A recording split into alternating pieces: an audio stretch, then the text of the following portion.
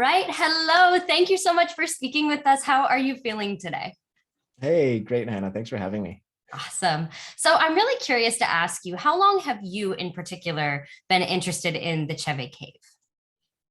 Um, well, since they proposed the expedition, I'd never heard of the Cheve Cave. Oh, really? I had never actually been inside a real cave um, before. So it was a whole new experience for me. That's awesome. So when you found out that you were having this proposed to you, what was your immediate reaction? Um, I love expeditions. Mhm. I love challenges. And, I'd never, like I said, I'd never been in a cave before. And there was just this intrigue for me. And I love problem solving. How do you film inside a cave? What do you expect? Batteries and, all these unknowns, for me is really exciting. And I do a lot of mountaineering, a lot of climbing, and there's a lot of rope work involved in caving. And so they do things a little bit differently. So the transition wasn't as difficult for me. Um, but yeah, it was just this unknown, this intrigue that really um, made me wanna pursue this. That's awesome. Yeah, it was so interesting. I remember I hit a point when I was watching the film.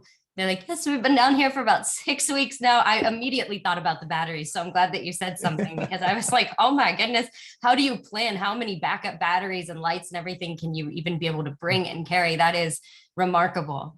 Well, I mean, Obviously, one thing oh, that we don't film that you don't see is, I would say, like 70% of what we did was just haul gear back and forth, back and forth. So I bet. before actually getting to a point where we're like filming and exploring a lot, we're actually going up and down several times to get all the equipment that we need before we're there. So it's not as glorious as it looks. Well, I don't know if it looks glorious. It looks rather painful, but yeah, there's a lot of work in that went into trying to, you know, get as well equipped as we could to film. For sure. Wow, that's incredible. I'm curious to ask you, and I've always been curious about this. I know that documentaries take such a very, typically a long time from what I understand. So, from having this concept brought to you to the final finished product, what does a timeline look for you guys? I know that there's probably permissions and certain legalities that you have to go about in order to be able to even film. So, what does like a generic rough timeline look like for a documentary or for this in particular? I mean, I think a year is usually Mhm. a good number, but I mean, I've worked on projects that go 7 years, and it just kind of all just depends on what the story is and what's involved. Um, with Cheve, it's a very particular experience and cave. There's a lot of risk involved. And so it took a while also to gain the trust from Bill, the expedition leader, because obviously we don't want to be a liability for them. And so there's a lot of training involved, and to build that trust. And, once we were there, the expedition itself was 3 months. And then, you know, editors had hours and hours of footage to sift through. And so that in itself was its own kind of expedition of just mining through all the footage and finding all the good sound bites. And for me, thankfully, I didn't have to do that, because that to me is more of a challenge than going inside the cave. Yeah, I have a Oh lot my of God. respect for editors and for the people in post production. It's a really difficult job. For sure. You were able to be like, all right, let's take care of this. And then, all right, now you guys got it, right? Yeah, here you go. Here you go. Well, that's wonderful. My final question to you would be in terms of this documentary, what do you think that the audience is going to walk away talking about? Or is there anything in particular that they hope that you hope that they walk away thinking about, discussing, that they walk away having learned about?